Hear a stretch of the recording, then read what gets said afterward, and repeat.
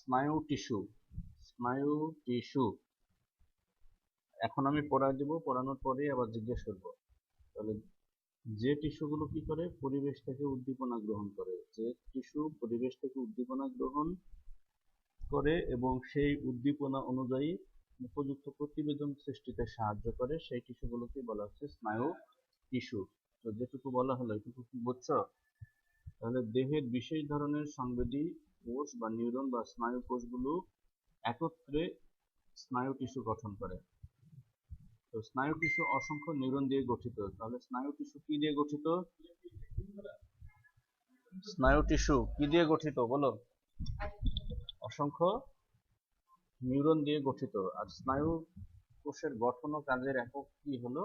Neuron. স্নায়ু টিস্যুর কাজ কি দেখো।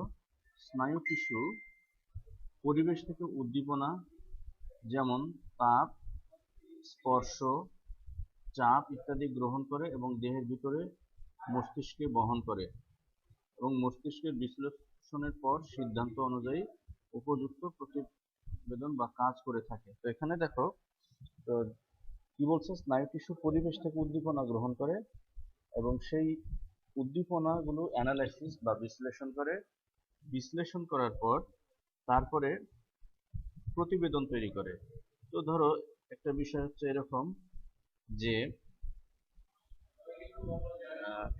তুমি ধরো রৌদ্রে দাঁড়িয়ে আছো। তো রৌদ্রে দাঁড়ানোর পর কি হয় যে যদি রোদের তাপমাত্রা বেড়ে যায়, যে তাপটা হচ্ছে কি হয় আমাদের ত্বকের মাধ্যমে, ত্বকের যে সংবেদী টিস্যু, সেই সংবেদী টিস্যুর মাধ্যমে কি হয় এই উদ্দীপনাটা চলে যায় মস্তিষ্কে। এরপরে মস্তিষ্ক আবার কি করে একটা সিদ্ধান্ত জানিয়ে দেয়, ঠিক আছে, মানে অঙ্গ প্রত্যঙ্গগুলোকে, এবং সিদ্ধান্ত অনুযায়ী তারা কি করে প্রতিবেদন সৃষ্টি করে। তো সাপোজ তুমি রোদ্রে দাঁড়ায় আছো, এই ইনফরমেশনটা প্রথমে ব্রেনে চলে গেল। ব্রেন আবার কি করবে যে এই তথ্যটা অ্যানালাইসিস করবে, অ্যানালাইসিস করার পরে তোমার পা যেটা, সেই পাকে নির্দেশ দিবে যে তুমি ওখান থেকে সরে যাও এবং যেখানে ছায়া আছে তুমি সেই জায়গায় অবস্থান করো। তাহলে এই যে সরে যাওয়া, এইটা হলো সিদ্ধান্ত, ঠিক আছে। আর তারপরে কি হলো যে হাতে ধরো মশা বসলো, মশাটা বসার পরে যখন হুল ফুটিয়ে দেয় তখন কি হয় একটা ব্যথা অনুভূত হয়। তো এই যে ব্যথার যে অনুভূতিটা প্রথমে কি হয় মস্তিষ্কে চলে যায়, মস্তিষ্ক তখন কি করে অ্যানালাইসিস করে তথ্যটা, অ্যানালাইসিস করার পরে সিদ্ধান্ত কি দেয়, আর এক হাতকে নির্দেশ দেয় যে মশাটাকে মারো। তো এই যে এই কাজগুলোই কি করছে যে স্নায়ু টিস্যুর মাধ্যমে সম্পন্ন হচ্ছে। তো একটি আদর্শ নিউরন স্নায়ু কোষের গঠন ও কাজের একককে বলা হচ্ছে কি নিউরন। আমরা যদি নিউরনের কথা বলি, একটা নিউরনের অংশ থাকবে কয়টা? তিনটা। একটা নিউরনের অংশ থাকবে কয়টা? তিনটা। একটা হচ্ছে কোষ দেহ। তাহলে এই যে এখানে যে অংশটুকু দেখছো এইটা হচ্ছে কোষ দেহ। তারপরে হচ্ছে কি ডেনড্রাইট। কোষ দেহের পাশে যে এই যে শাখাগুলো দেখছো, এই শাখাগুলো হলো ডেনড্রাইট, এই যে এই শাখাগুলো। আর হচ্ছে একজন, তাহলে কোষ দেহের ঠিক বিপরীত দিক থেকে শাখা প্রশাখা বের, এই যে এই অংশটা হলো কি একজন। তো এই তিনটা অংশ আশা করি তোমরা বুঝতে পেরেছো। নিউরনের কোষ বহুভুজাকৃতির এবং নিউক্লিয়াস যুক্ত। তাহলে এই যে এই কোষটা দেখো, এই কোষটা যদি আমরা দেখি তাহলে এই কোষটা হচ্ছে বহুভুজাকৃতির। এই কোষটা কেমন, আমরা যদি আঁকাই এরকম দেখো, বহুভুজাকৃতির। নিউরনের যে কোষ দেহ, সেই কোষ দেহটা হচ্ছে কি এরকম বহুভুজাকৃতির, ঠিক আছে। এবং এই কোষ দেহের মধ্যে সুস্পষ্ট কি থাকবে, নিউক্লিয়াস থাকবে। তো কি বলা হচ্ছে দেখো, যে নিউরন বহুভুজাকৃতির এবং নিউক্লিয়াস যুক্ত। তো এইটা হলো কোষ দেহ, আর কোষ দেহের ভিতরে থাকবে কি, এটা হলো কি নিউক্লিয়াস। কোষের সাইটোপ্লাজমে মাইটোকন্ড্রিয়া থাকবে। তাহলে এই যে কোষের এই জায়গাগুলোর ভিতরে কি থাকবে, সাইটোপ্লাজম থাকবে। আর এই সাইটোপ্লাজমের ভিতরে কি থাকবে, এরকম কি থাকবে, সুস্পষ্ট মাইটোকন্ড্রিয়া থাকবে। তারপরে এখানে এরকম কি থাকবে, গলজি বস্তু থাকবে।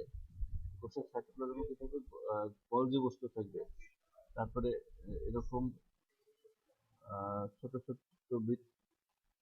ক্ষুদ্র দানার মতো কি থাকবে, রাইবোজোম থাকবে। এছাড়া এন্ডোপ্লাজমিক রেটিকুলামও থাকবে, যে নলাকার এরকম এন্ডোপ্লাজমিক রেটিকুলামও থাকবে। ঠিক আছে। তো তাহলে যদি বলা হয় যে একটা নিউরনের কোষ দেহের মধ্যে কি থাকবে, সুস্পষ্ট নিউক্লিয়াস থাকবে, মাইটোকন্ড্রিয়া থাকবে, গলজি বস্তু থাকবে, এন্ডোপ্লাজমিক রেটিকুলাম থাকবে, রাইবোজোম থাকবে। তো এই জিনিসগুলি মনে রাখতে হবে। আর আরেকটা বিষয় হচ্ছে যে বিশেষভাবে যেটা মনে রাখতে হবে, সেন্ট্রিওল থাকে না। নিউরনের সাইটোপ্লাজমে সক্রিয় সেন্ট্রিওল থাকে না, যে কারণে নিউরন বিভাজিত হয় না। তো এতক্ষণ যেটুকু বলা হলো এইটুকু কি বুঝতে পারছো?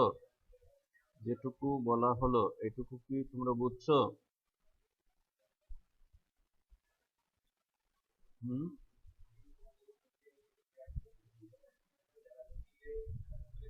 যেটুকু বলা হলো এইটুকু কি বুঝছো তোমরা?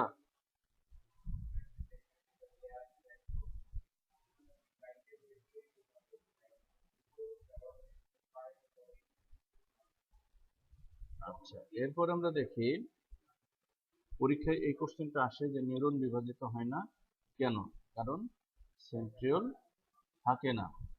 আচ্ছা, কোষ দেহের চারিদিকে শাখা যুক্ত ক্ষুদ্র ক্ষুদ্র প্রলম্বিত অংশকে ডেনড্রন বলে। পরীক্ষায় কিন্তু এটাও আসে যে ডেনড্রন কাকে বলে। তো আমরা দেখলাম যে বহুভুজাকৃতির কি থাকে, কোষ দেহ থাকে। এরকম কি দেখলাম, যে বহুভুজাকৃতির, এরকম দেখলাম কি বহুভুজাকৃতির যে কোষ দেহ, এরকম বহুভুজাকৃতির কোষ দেহ দেখলাম। এবং সেই কোষ দেহের চারপাশে দেখো, কোষ দেহের চারপাশে এরকম যে শাখা প্রশাখার মতো অংশগুলো থাকছে, এই শাখা প্রশাখার মতো অংশগুলো কি বলা হচ্ছে কি,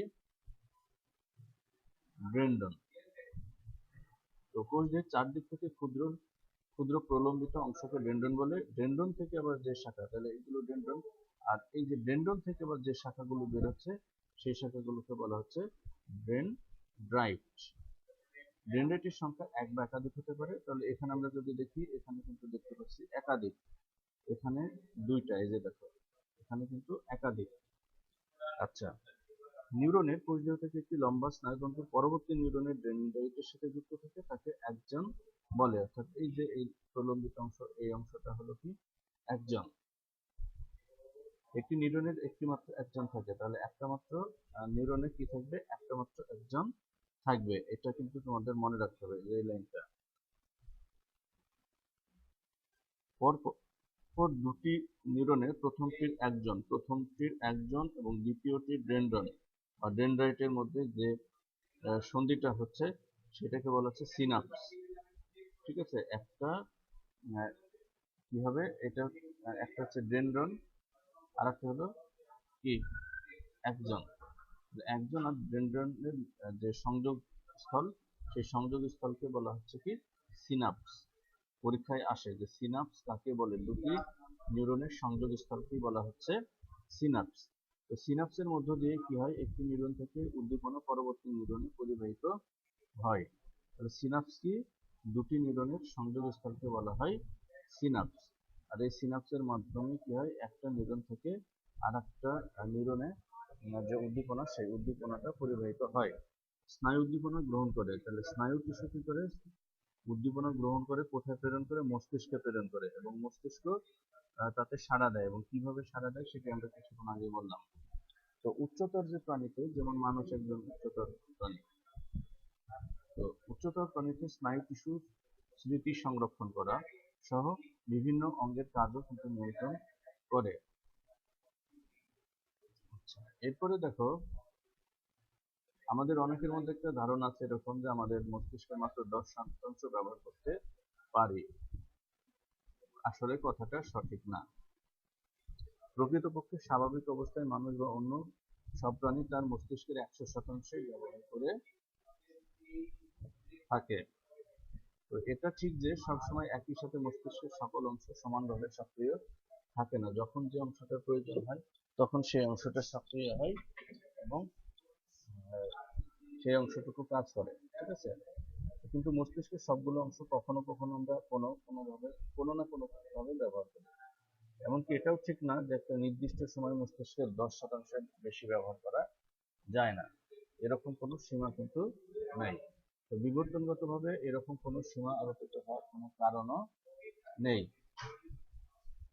তো আমরা যে স্নায়ু টিস্যুর যে গঠনটা পড়লাম, এটা আমাদের শিখে রাখতে হবে, বিশেষ করে স্নায়ু টিস্যুর যে চিত্রটা, তারপরে নিউরন কাকে বলে, অ্যাক্সন কাকে বলে, ডেনড্রাইট কাকে বলে, ডেনড্রন কাকে বলে, কোষ দেহর ভিতরে কোন কোন অংশ থাকে, এই বিষয়গুলো আমাদের খুব ভালোভাবে করতে হবে। এরপর আসলে দেখো অঙ্গ এবং তন্ত্র।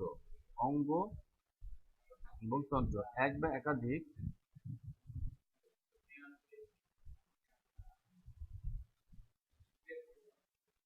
এখানে একটু দেখে নিই, এক বা একাধিক টিস্যু দিয়ে তৈরি এবং একটা নির্দিষ্ট কাজ করতে সক্ষম প্রাণী দেহের অংশ বিশেষকে অঙ্গ বলে।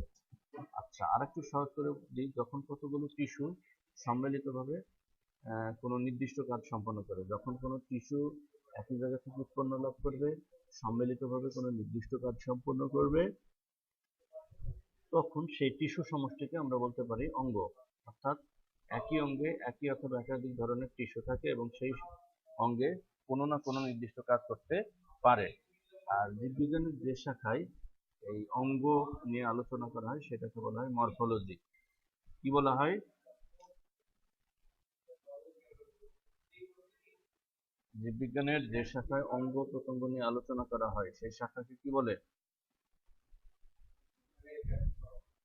জীববিজ্ঞানের যে শাখায় অঙ্গ প্রত্যঙ্গ নিয়ে আলোচনা করা হয় সেটাকে কি বলা হয়? বলো একজন। মরফোলজি। ঠিক আছে। তো মানব দেহে দুই ধরনের অঙ্গ আছে। মানব দেহে কয় ধরনের অঙ্গ আছে একজন বলো। মানব দেহে কয় ধরনের অঙ্গ আছে? দুই ধরনের। তো চোখ, কান, হাত, পা, মাথা এগুলো হচ্ছে বাহ্যিক অঙ্গ। আর অর্থাৎ দেহের বাইরে কিছু অঙ্গ থাকে, আবার কিছু অঙ্গ থাকে দেহের ভিতরে। ঠিক আছে। তো বাহিরের অঙ্গ প্রত্যঙ্গ নিয়ে, বাহিরের অঙ্গ প্রত্যঙ্গ নিয়ে জীববিজ্ঞানের যে শাখায় আলোচনা করা হয় সেটাকে বলা হয় কি? এক্সটার্নাল মরফোলজি, বহি অঙ্গ সংস্থান। আর জীববিজ্ঞানের যে শাখায় দেহের অভ্যন্তরীণ অঙ্গগুলো নিয়ে আলোচনা করা হয় সেটাকে বলা হয় কি? সেটাকে বলা হয় ইন্টারনাল মরফোলজি। তো ইন্টারনাল অর্থাৎ দেহের ভিতরে একটা অঙ্গ থাকে, এরকম একটা অঙ্গের নাম বলো তো। দেহের ভিতরের অংশে অঙ্গ থাকে এরকম একটা অঙ্গের নাম বলো।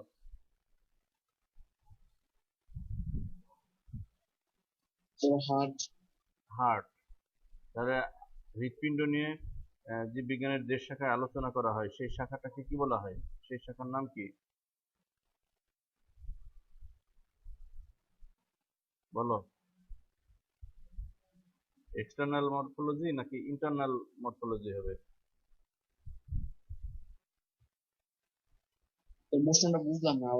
আমি বলছি হৃৎপিণ্ড নিয়ে আলোচনা করা হয় জীববিজ্ঞানের যে শাখায়, তো সেই শাখাটা কি এক্সটার্নাল মরফোলজি হবে নাকি ইন্টারনাল, মানে বহি অঙ্গ সংস্থান বিদ্যা হবে?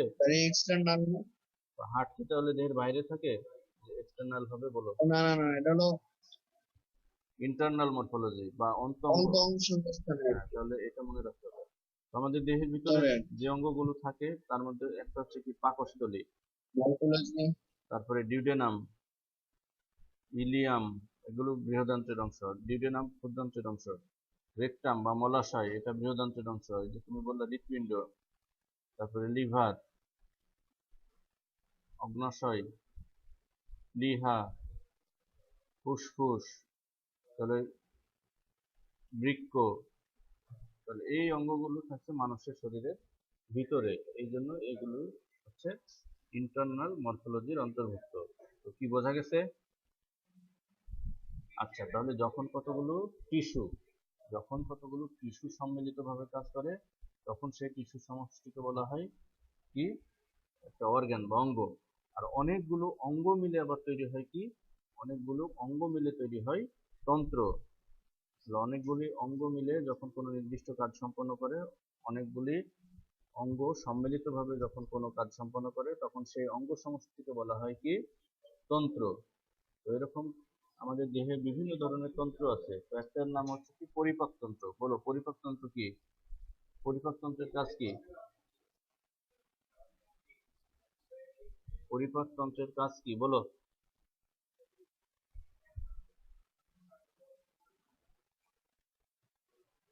পরিপাকতন্ত্রের কাজ হচ্ছে খাদ্য পরিপাক করা। তাহলে এই তন্ত্র দিয়ে খাদ্য গ্রহণ, পরিপাক, শোষণ এবং অপাচ্য অংশ নিষ্কাশনের সাথে জড়িত থাকবে। আর পরিপাকতন্ত্রের প্রধান অংশ থাকবে কয়টা? দুইটা। একটা হচ্ছে পৌষ্টিক নালী,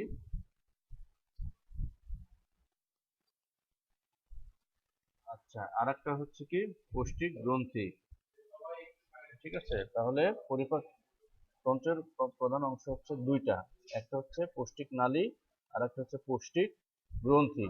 তাহলে মুখগহ্বর থেকে শুরু করে পায়ুছিদ্র পর্যন্ত, মুখছিদ্র থেকে শুরু করে পায়ুছিদ্র পর্যন্ত যে অংশটা দেখি সেটা হচ্ছে পৌষ্টিক নালী বা পরিপাক নালীর অন্তর্ভুক্ত। আর লালা গ্রন্থি, তারপরে লিভার, অগ্নাশয়, এগুলো হচ্ছে পৌষ্টিক গ্রন্থির মধ্যে পড়ছে। তাহলে পৌষ্টিক গ্রন্থির মধ্যে কোন কোন অংশগুলো থাকে একজন বলো তো? পৌষ্টিক গ্রন্থিগুলোর নাম বলো।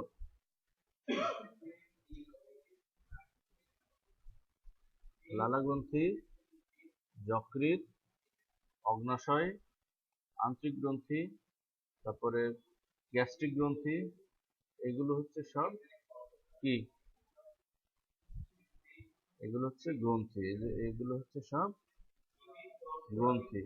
তো মানুষের শরীরে গ্রন্থি থাকে হচ্ছে 5 ধরনের। মানুষের শরীরে গ্রন্থি থাকে কয় ধরনের? 5 ধরনের। লালা গ্রন্থি, যকৃৎ, অগ্নাশয়, তারপরে গ্যাস্ট্রিক গ্রন্থি, আন্ত্রিক গ্রন্থি, এগুলো হলো সব কি, যে পরিপাকতন্ত্রের অংশ। এরপর আসলো শ্বসনতন্ত্র। শ্বসনতন্ত্রের কাজ কি আমরা কিন্তু নাম থেকে বুঝতে পারছি। শ্বসনতন্ত্রের কাজ হচ্ছে কি, শ্বসন কাজে সাহায্য করা। তো শ্বসনতন্ত্র দেখো, নাসারন্ধ্র, গলবিল, ল্যারিংস, ট্রাকিয়া, ব্রঙ্কাস, ব্রঙ্কিউল, অ্যালভিলাই, একজোড়া ফুসফুস নিয়ে মানুষের শ্বসনতন্ত্র গঠিত। আর এই শ্বসনতন্ত্রের সাহায্যে কি হয়, বাতাস থেকে কি হয়, অক্সিজেন দেহের অভ্যন্তরে প্রবেশ করে, আবার দেহ থেকে কার্বন ডাই অক্সাইড কি হয়, দেহের বাইরে নির্গত হয়। এই কাজগুলো করছে শ্বসনতন্ত্র। স্নায়ুতন্ত্র আমরা অলরেডি বলে ফেলেছি, এটা আর বলছি না।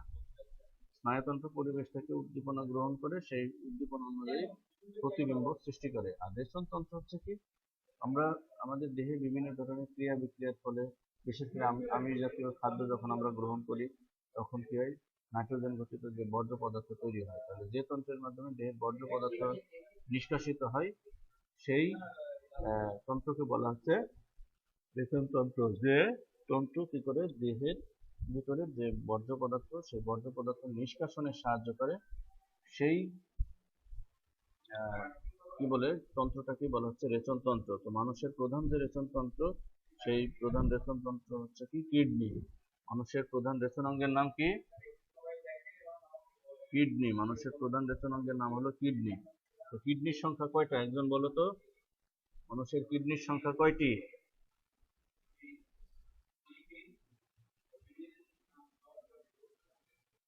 মানুষের কিডনির সংখ্যা হচ্ছে 2টি। তারপরে এক জোড়া থাকে ইউরেটর, তাহলে ইউরেটর থাকবে 2টা। কিডনি থেকে আমি যদি একটু ছবি আঁকায় দেখাই, এটা যদি কিডনি হয়, এরকম না কিডনি, এরকম কিডনি,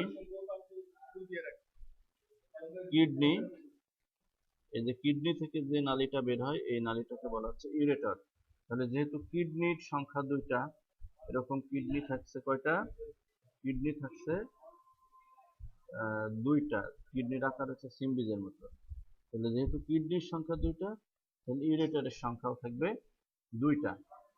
ঠিক আছে, তারপরে একটি মূত্রথলি, একটি মূত্র নালী, এইগুলোই হচ্ছে রেচনতন্ত্রের অন্তর্ভুক্ত। তাহলে এই যে 2টা নালী আবার কি হয় গিয়ে একটা এরকম থলের মতো অংশের সাথে যুক্ত থাকে।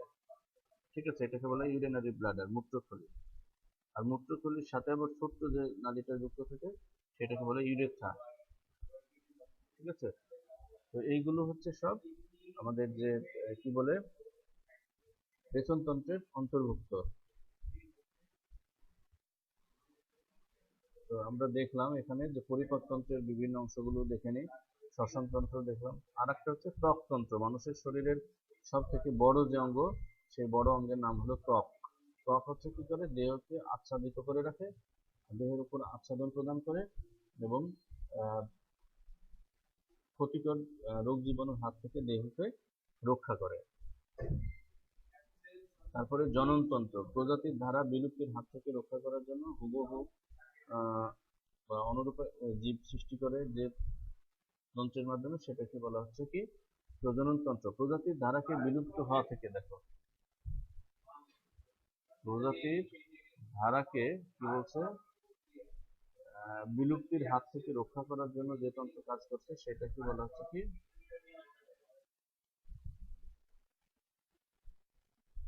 প্রজনন তন্ত্র। এটি ভ্রূণ এবং শিশুর ধারক অঙ্গ হিসেবে কাজ করে। পরীক্ষায় আসতে পারে ভ্রূণ এবং শিশুর ধারক অঙ্গ হিসেবে কাজ করে কে, মানে ধারণ করে রাখে।